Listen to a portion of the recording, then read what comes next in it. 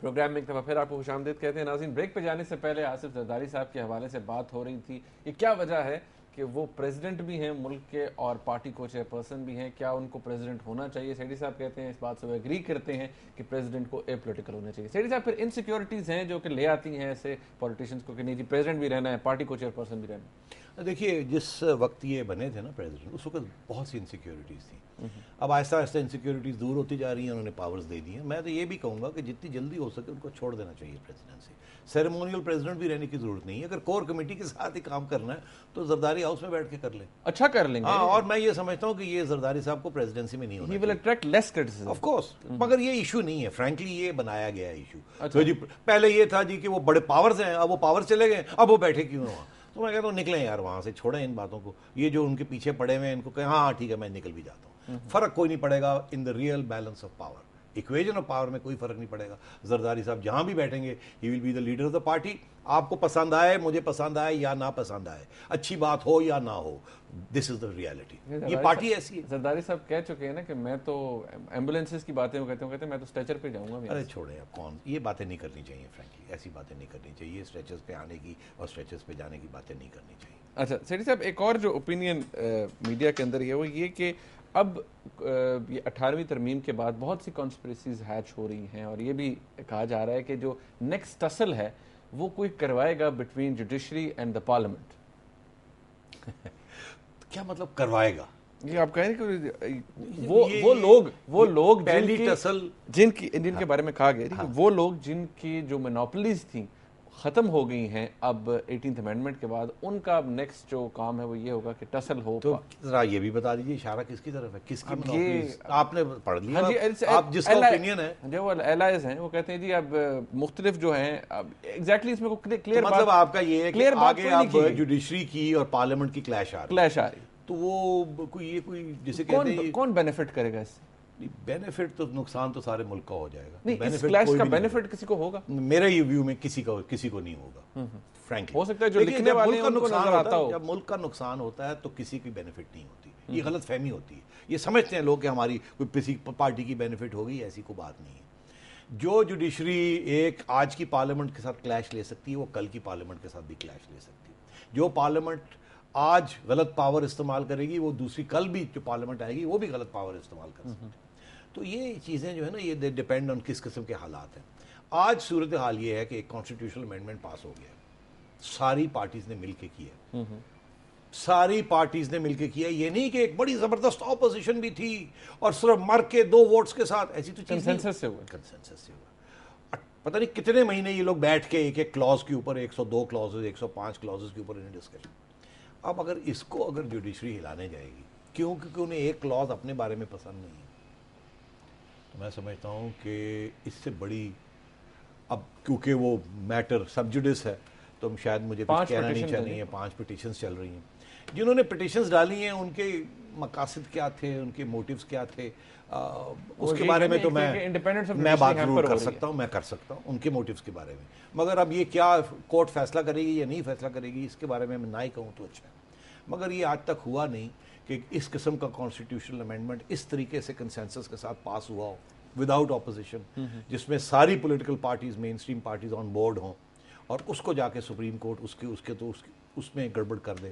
یہ تو constitution accept ہی نہیں کرتی. یہ جو ساری آرگیومنٹس ہیں, یہ میری ویو یہ ہے کہ these petitions are all inspired and they are trying to create a conflict between the judiciary and parliament. اور اگر یہ کانفلکٹ ہو گئی تو اس میں کسی کا فائدہ نہیں ہوگا, ملک کا نقصان ہو جائے گا. ارے سیٹھی صاحب, اسی جن کی جو کالمنسٹ ہیں جو لکھ رہے ہیں اسی میں وہ ایک جگہ یہ بھی فرما رہے ہیں کہ جو پرائم منسٹر صاحب ہیں ان کو اپنے سٹائل آف گورننس کو چینج کرنا پڑے گا اب, کیونکہ اب وہ بہت پاورفل ہیں, ان کو ٹرانسپیرنسی لانی پڑے گی اپنے جو جتنے بھی آرڈرز کرتے ہیں ان میں. اور دوسری بات یہ کہ جو جتنے کنٹروورشل فگرز ہیں ان کی کیبنٹ کے, ان سب کو ریموو کرنا پڑے گا تاکہ جو تنقید ہے وہ کم ہو. پرائم منسٹر 3 پوائنٹس آپ نے کہا کہ پاورز آ گئے, بہت پاورفل ہو گئے. ناٹ ریئلی, وہ تو ویسے کی ویسے ہی ہیں. Powers still with mister Zardari. تو یہ کور کمیٹی کے پاس بھی نہیں ہے, مسٹر زرداری. زرداری صاحب کور کمیٹی چلاتے ہیں اور کور کمیٹی جو ہے پرائم منسٹر کو چلاتی ہے. چھوڑ دیجیے, تو وہاں تو میں نہیں ایگری کرتا. دوسری 2 باتوں پہ ایگری کرتا ہوں. گورننس دینی پڑے گی. اب یہ سارے جو فوکس ہے نا زرداری صاحب کی طرف, وہ فوکس آئے گا پی ایم کی طرف. گیلانی صاحب ہی has to give good governance. اور فرینکلی اگر آپ میرے سے پوچھیں, ان کی ٹیم اتنی کمزور ہے, اتنی پیدل ہے کہ ان کو اب باہر سے فائنانس منسٹرز ڈھونڈنے پڑ رہے ہیں, اور اتنے مشکل حالات ہیں اکانومی کے کہ ساری کرائسس ہی اکانومی کے اوپر آ رہی ہے. اسی لیے زرداری صاحب اور پی ایم صاحب اور آرمی چیف سارا وقت رو رہے ہیں امریکہ پیسے اور دے, امریکہ پیسے اور دے. تو اس کے بغیر ان کے پاس چارہ نہیں ہے. چارے تو بہت سے ہیں. اب مجھے پوچھے کہ چارے کتنے ہیں, میں آپ کو بتاتا ہوں چارے کتنے ہیں. آپ کو امریکہ سے تو پیسے جتنے ملتے لینے چاہیے آپ کو. اگر سٹرنگز نہیں ہیں, اور سٹرنگز بھی ہیں تو ان کو آپ میڈیٹ کر سکتے ہیں, کوئی ایسی بات نہیں ہے. شارٹ ٹرم میں فری منی مل جائے تو لے لینی چاہیے. دوسری بات یہ, یہاں کا جو ٹیکسیشن سسٹم ہے نا اتنا برا ہے. امیر لوگ پیسے ٹیکس دیتے ہی نہیں. اگر ہمارا ٹیکسز دیں تو ہماری ریونیو ڈبل ہو جائے. ہمارا اس وقت tax to G D P ratio 10% ہے, ڈیولپڈ کنٹریز کا 25% ہے. ابھی حال ہی میں انگلینڈ میں انہوں نے ٹیکسز بڑھا دیے. 50% of income is now liable to be tax. یہاں پہلے ہائیسٹ ٹیکس ریٹ از 35%, اوپر سے ٹیکس نہیں لوگ دیتے. میں آپ سے یہ پوچھوں ٹیکس دیتا کون ہے؟ انڈائریکٹ ٹیکس غریب دیتا ہے. آپ اور میں, ہمیں جتنے ٹیکسز دینے چاہیے ہم نہیں دیتے. ہاں, ایک تو لاگو نہیں ہوتے, اور جو لاگو بھی ہوتے ہیں ہم چوری کرتے ہیں. میں آپ کو بتاؤں, اگر آج یہ ٹیکسیشن سسٹم کو ٹھیک کر لیں, اور کوئی مسئلہ نہیں ہے, یہ ٹھیک ہو سکتا ہے. ڈاکٹرز نہیں دیتے, لائرز نہیں دیتے, جرنلسٹ مطلب ایک آل سروس انڈسٹریز, جہاں سروس ہے وہاں ٹیکسز نہیں دیتے. ٹیکس بڑھا دیجئے تو آپ کے پاس پیسے آ جائیں گے. غربت جو ہے, اس تعلیم, غربت, یہ سب چیزوں کے لیے پیسے ہو جائیں گے. تو گورننس کرنی ہے تو لینڈ ریفارم کریں, گورننس کرنی ہے تو ڈیولوشن آف پاور کریں, گورننس کرنی ہے تو منسٹرز اچھے رکھیں, گورننس کرنی ہے تو ہر کانٹریکٹ کے اندر میڈیا کو بھی انوالو کریں تاکہ ٹرانسپیرنسی ہو. سلیکشن میرٹ پہ کریں. بالکل, ہر چیز جو ہے وہ ٹرانسپیرنٹ میرٹ پہ ہونی چاہیے تاکہ یہ سارا کچھ. مگر یہ میں آپ کو ساتھ ساتھ کہتا چلوں, ان کے بس کی بات نہیں, ان سے نہیں ہونی, پیپلز پارٹی سے نہیں ہونی. اچھا, ایک اور بات, یعنی کہ آپ کو لگتا ہے کہ یہ گورننس نہیں دے سکیں گے؟ نہیں, میں کہہ رہا ہوں آپ سے کہ اس وقت مجھے کوئی سیاسی جماعت نظر نہیں آتی ہے جو گورننس دے سکے آپ کو.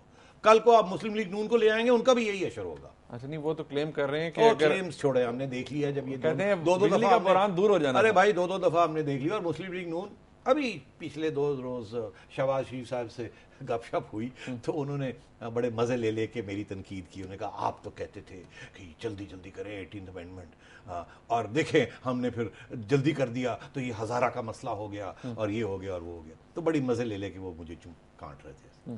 تو میں نے کہا جی, میں نے کہا تو نہیں, میں آج کہہ دیتا ہوں. اس وقت تو میں نے عزت رکھ لی, میں نے کہا نمبر لگا رہے ہیں, لگانے دیں. بات یہ ہے کہ ہمارا بھی وقت آتا ہے نا, میرا وقت آ گیا اب جواب دینے کا اس کا.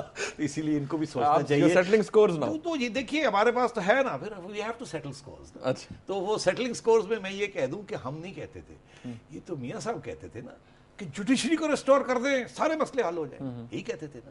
یو اگری وتھ می کہ نہیں کہتے تھے؟ میں نے 100 اسٹیٹمنٹس ہیں میرے پاس. پھر کہتے تھے 17th امینڈمنٹ ختم کر دے, سارے مسئلے حل ہو جائیں گے. تو کوئی حل نہیں ہوتے مسئلے قانون بدلنے کے ساتھ. قانون سازی, قانون کی امپلیمنٹیشن, دیانتداری. اچھا, ایک بات اس کے اندر اور کہیے کہ زرداری صاحب کیونکہ پچھلے 2 سال سے تقریباً پریزیڈنٹ ہیں, تو ان کو اب قائد قلت بھی کہا جاتا ہے, کنگ آف شارٹیجز. گیس کا بحران ہے, بجلی کا بحران ہے, پانی کا بحران ہے, شوگر کا بحران ہے. ہاں, تو ٹھیک ہے, قائد قلت I think is a good title.